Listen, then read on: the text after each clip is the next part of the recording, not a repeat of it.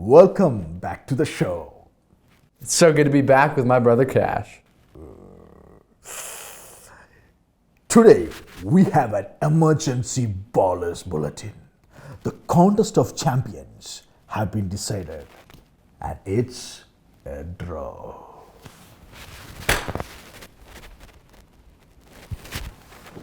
I knew I made a good choice. And what? My best friend.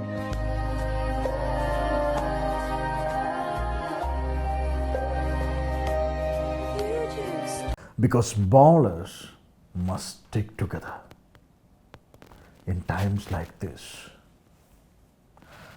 As you may know, last week our reach was threatened live on our show.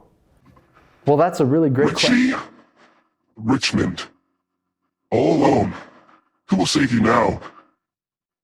Who can truly stop what you need to be stopped?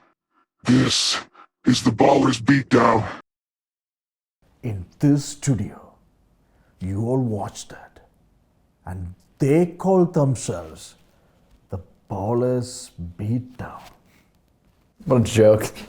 If there is one thing I know, there is ballers and there is schmoes. So in today's episode, we are kicking off announcing our comeback.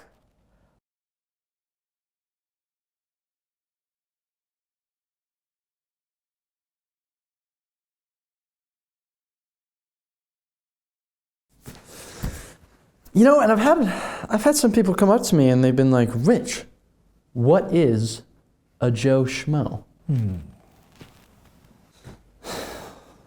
Let me paint this picture for you. Imagine this.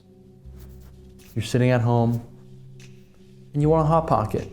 So what do? You go to your freezer, you grab your Hot Pocket, and you put it in the microwave. And you put it in for 2 minutes. Exactly. No more, no less. It's got to be 2 minutes. And then nothing happens. Absolutely nothing. The microwave doesn't work. So then you call up your landlord, right? Doesn't answer his phone. Now what? Now you're just sitting there waiting. For a guy like me, time is everything. Time is money. My clock is ticking. And after those 10 minutes, your landlord finally calls you back. What? He calls you back.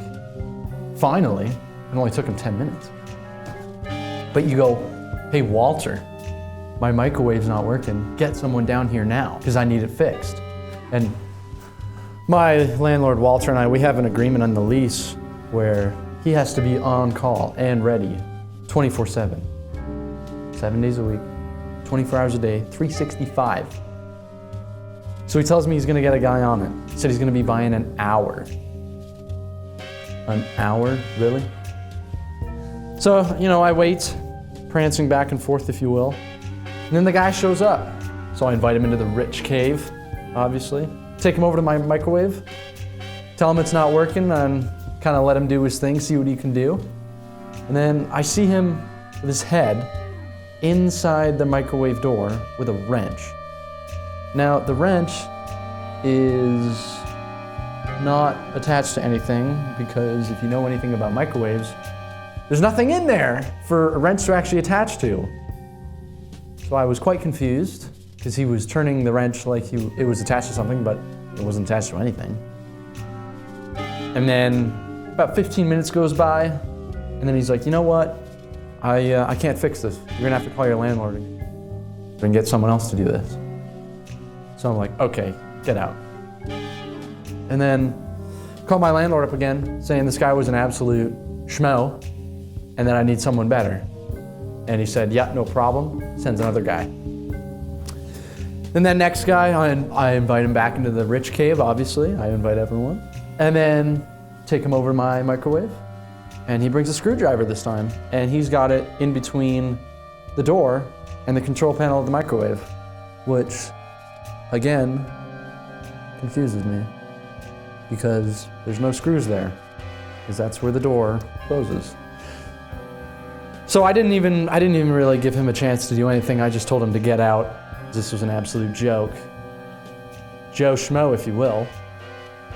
So then I call up my landlord again, and I tell him he's got one last chance to get this fixed. And he says, okay, fine. He's gonna send over his best guy. 20 minutes goes by, and I cannot believe my eyes when I get to my door. I open up my door, and it's the first guy with a fake mustache. Can you believe that? Fool me once, shame on me. Fool me twice, shame on you, Walter. This is all on you. So that second guy, third guy, if you will, they're probably all the same guy. They're just no good. So I don't even invite him into the rich cave. And then he just pushes his way through being like, no, I'm a different guy. I'm the guy. And he says he fixes microwaves for a living. Does nothing for a living. He's a Joe Schmo for a living. So he pushes his way through me. I don't even have time to react. I see he's got absolutely no tools, and he just goes to the microwave and just starts banging it. Literally, banging it, thrusting it, no lube, no nothing, just nonstop. And then while he's thrusting it, his mustache falls off, you know? So he bends over to pick it up, and I'm like, get out. And he's like, no, I'm the guy, I was the guy, I know how to fix microwaves. And now my microwave is in complete and utter shambles. No hot pockets, no microwaves, no nothing. So I call out my landlord, and I'm like, don't ever talk to me again. And that is what a Joe Schmo is. Can you believe that? I can't. It is too hard to believe. That's what I had to deal with. I had to force myself to do it. Yeah. The patience is unbearable. Unbearable. That's why the baller's beatdown is a Joe Schmo. Now let's get into the special announcement. How do you connect with young people? You know, what are young people actually doing? This is why I brought Rich into this show, because he understands young people. He plays with young people. He does stuff with young people. You're talking about video games, right? Because video games, that's how I connect with the young people, video games. Oh yeah. Of course, I'm talking about video games. And what games are you playing, Rich? You know, I love video games, man. I just, on my spare time, which I don't have much of, I'm playing video games. I'm busting out the 2K, 2K NBA, UFC 5. You know what? I've probably played it. I love video games, man. Makes no sense, but he did. So what makes young people play these games? I mean, we never used to play games. We hated games. There were no games. No games at all, nothing. Mm-hmm. So it's even shocking that I am even talking about games. Makes no sense. Yeah. So how can we tap into that space where these young people are playing games? How can we get into that without playing games? So the thing with video games, it's like fulfilling a dream as a kid.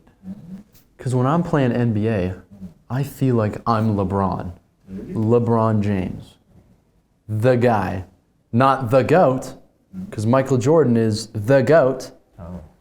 And I only need 6 fingers to show why. Oh. 6 championships, 6 rings, bro.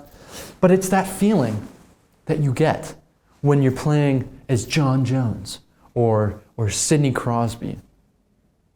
That's what it's all about. It's feeling like you are your superstars. But something that is very limited with video games is their knowledge and the philosophy. They don't tap into that kind of power. And that's what's missing with video games. And I think we have the ability to change that. So that's where the ballers come in. Because with my knowledge about knowledge and philosophy, and the rich experience that Rich has with games, we combine it together to make a new game made by the ballers for the ballers.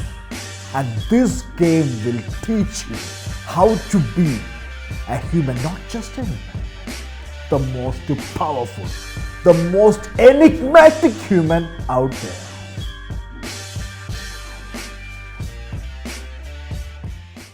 This game can make it happen.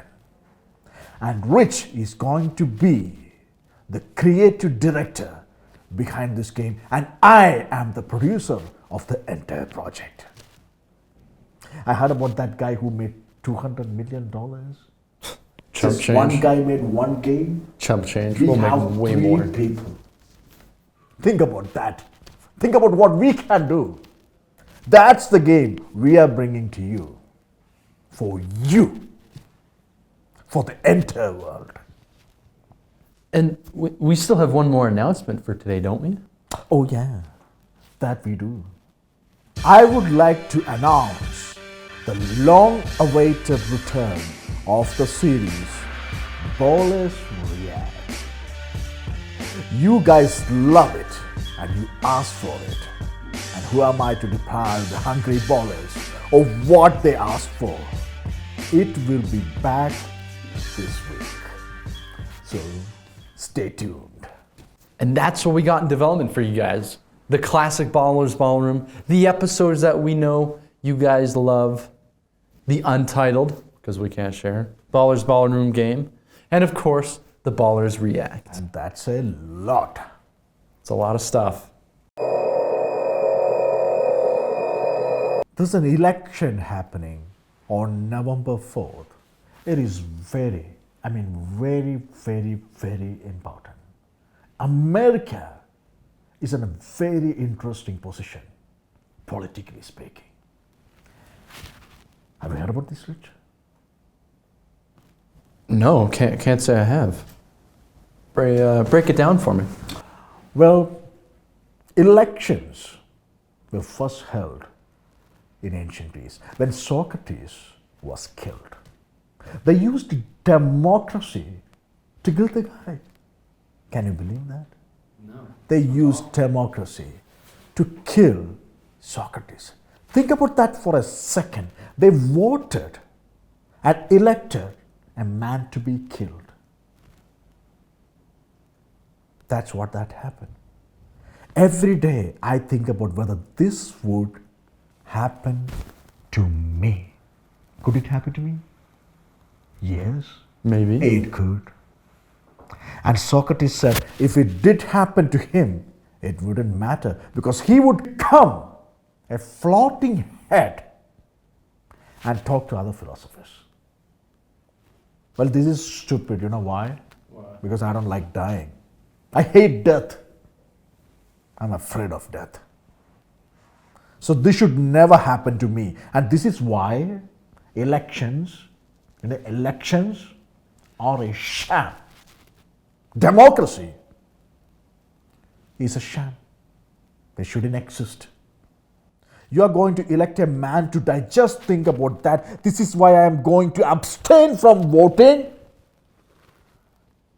in protest of all the wrong, unjust votes that happened in the past. And I want you to do the same. Okay. Thanks for the warning.